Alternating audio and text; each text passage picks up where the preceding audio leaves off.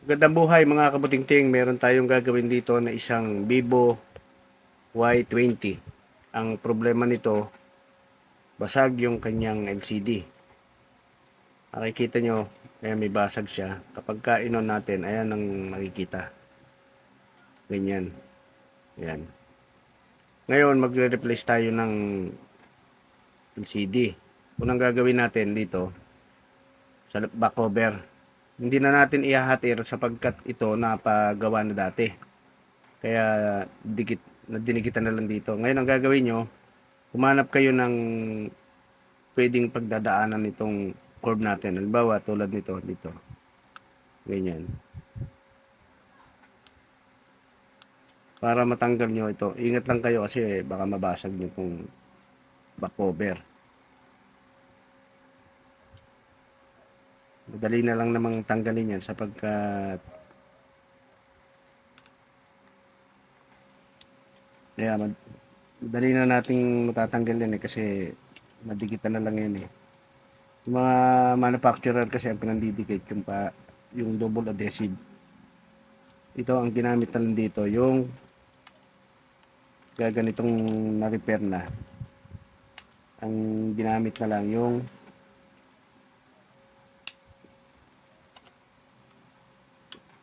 adhesive. Ayan.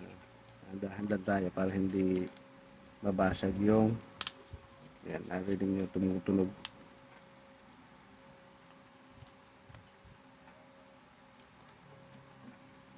Ayan mga kabuting-ting, kapag naikutan nyo na, iangat nyo siya ng dahan-dahan. Bali, ayan o.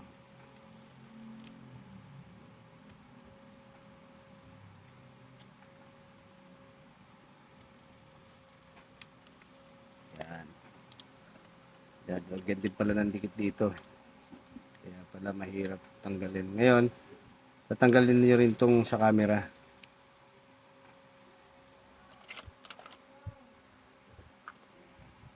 Kaya iangat nyo lang siya. Tapos magtatanggal tayo ng tornilyo. Yan, paikot. Grabe po ito, kadikit ng gumawa.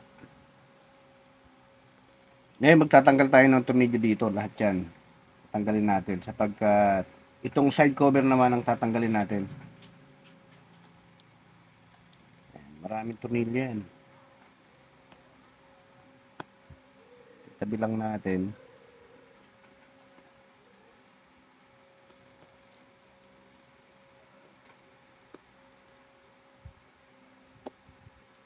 Para ibabalik din natin yan eh.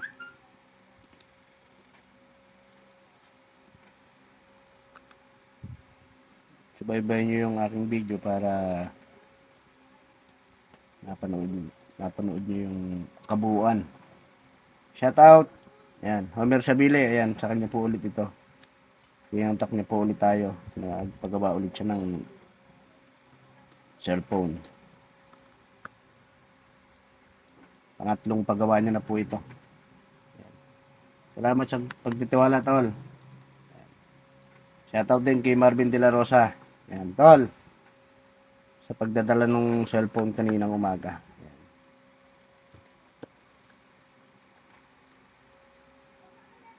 Ngayon, pagka natanggal nyo na yan, kaya pag natanggal nyo na lahat yung tornilyo, isusunod nyo yung kanyang SIM tray. Ayan. Sapagkat iaangat naman natin itong side cover. Ayan. Ito.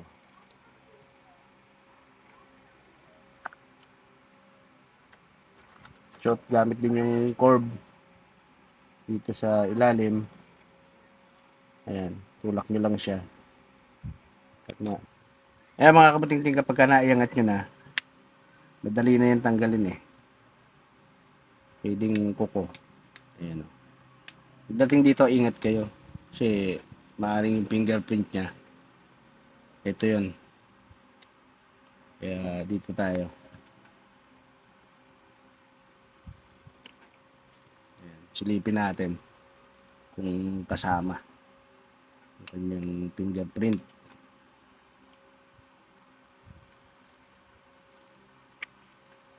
Yun, hindi. Yun.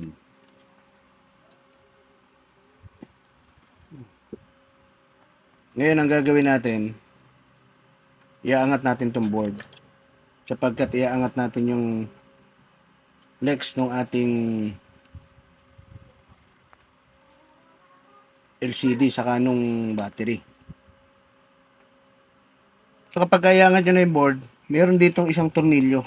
Ayan o, pag hindi nyo napansin, masisikwat yung ating board.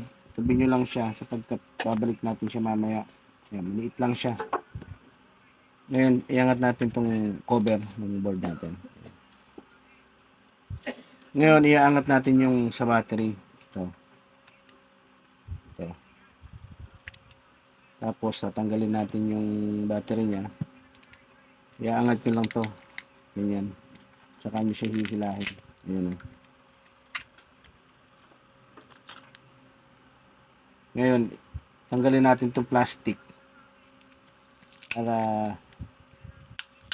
matanggal natin yung ating LCD, yung flex niya. Ayan o. Ito. Ngayon, hindi na natin to iinitan ulit. Kasi, ayan o, nakita nyo naman o, angat na siya. Di ba? Konting sikwat na lang yan. Pagka inangat nyo, ayan o, tanggal na. Ayan. Napalitan na rin siya ng LCD. Ngayon, ito yung ipapalit natin. Kailangan parehas siya. Ayan o. Ayan. Ngayon, bago natin siya ikabit, tetestingin muna natin. Ikabit natin yung flex.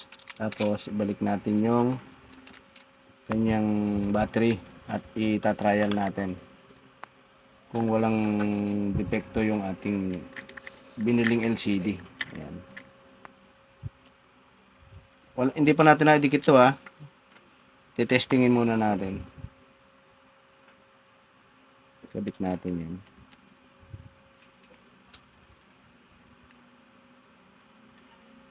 Tapos i-on natin. Ayan, open natin mga kabuting-ting. Meron siyang password eh. Pero binigay naman sa atin yung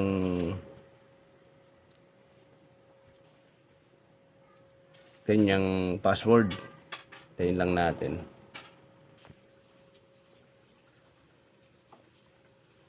Ay mga kabuting-ting oh.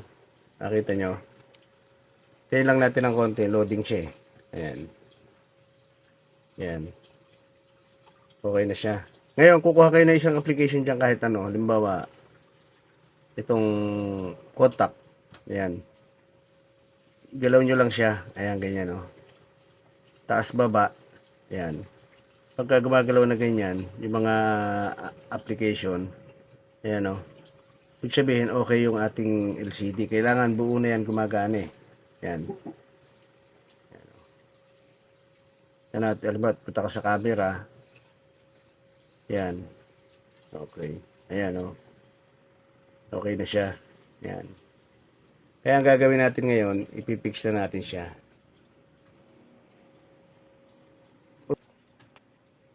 I-off natin mga kabuting-ting para matanggal natin yung bagong LCD.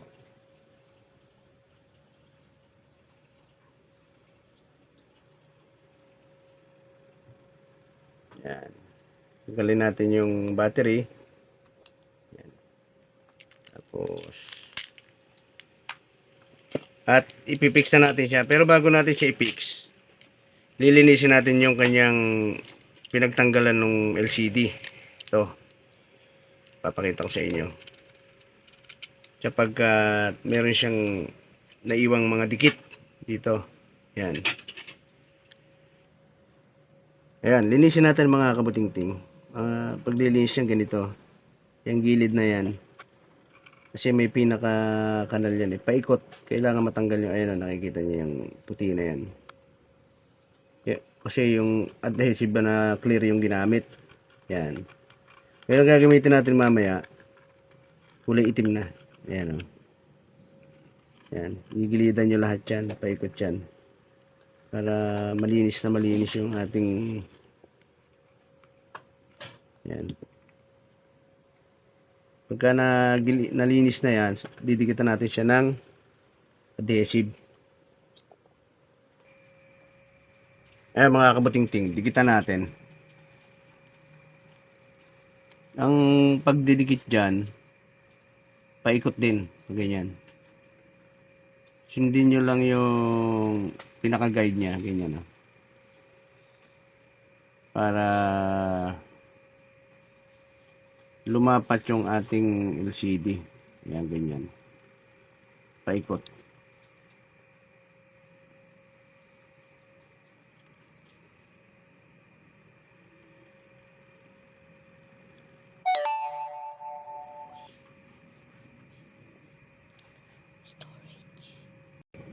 Ayan, kapag naikutan nyo na yan, saka natin ilalapat yung ating LCD.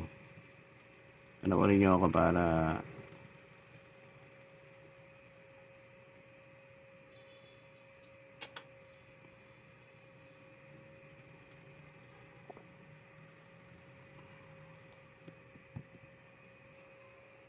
ayan mga kabutingting, ilapat na natin yung LCD natin. Nadikitan na natin siya paikot.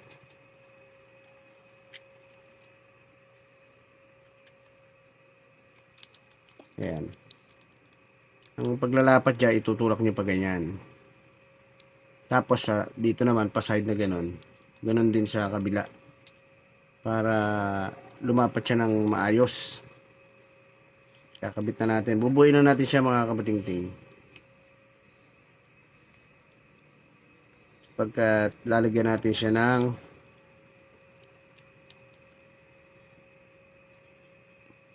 siya ng clamp. Sunod natin tong kanyang battery. Ayan. Kabit natin. Tapos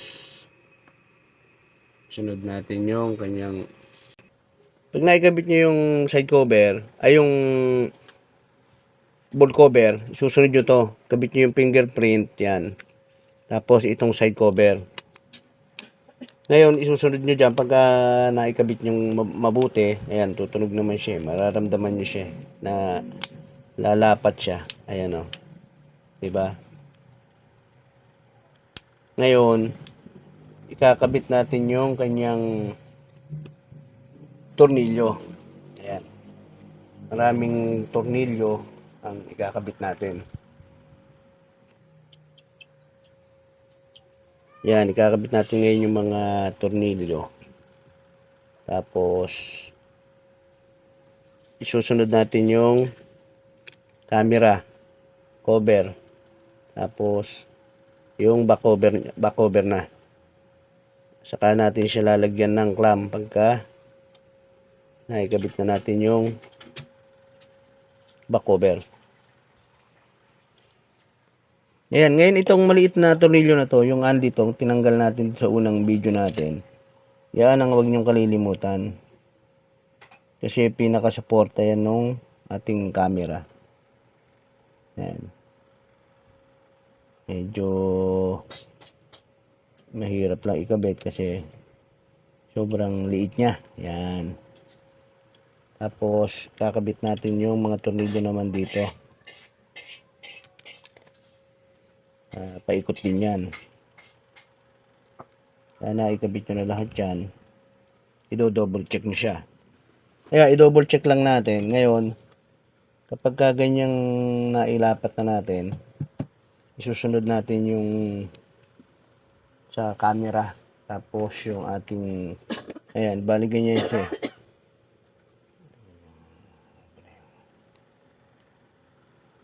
Pwede nyo rin siyang dito na idikit para, ayan o, didikit nyo rito. Ganyan. Kaya, dikitan natin. Bali, paikot yan. Dito. Paikot yung dikit niya. Para di gumalaw. Ayan, ganyan ang ayos niyan. Ayan o. Ayan. Ngayon lalagyan natin siya ng dikit. Ito. Paikot. Bali, ganyan siya dito. Yan. Paikot. Ganyan ang para lumapat yung ating mga kabuting-ting, ilapat na natin para malagyan na natin siya ng clamp. Ayan. Malagyan na natin siya ng ayan, ngayon i-play natin. Ay, ngayon lagyan na natin siya ng clamp. Tapos kalahating oras. Ayan mga kabuting-ting, kalahating oras tanggalin natin para maipakita ko sa inyo kung paano yung paglilinis naman ng mga sumobra, yung mga natira niya. Ayan. Dito sa LCD, kamay lang. Ganyan. Ayan o. Ayan o, makikita nyo. Paikot yan para matanggal yung sumobrang mga adhesive. Ayan, pagka naikutan nyo na yan, natanggal nyo yung mga, ayan o, yung mga ganyan. Sa likod, ganun din. Para lang wala siyang pagka nilagyan ng tempered glass sa LCD, hindi siya nakabukol. Ayan. Ngayon, i-on natin. Ayan mga kabuting-ting, sumindi na. Ayan mga kabuting-ting, bumukas na. Ayan. Ayan o. Hintay lang natin ng konti, loading. Tapos, kapag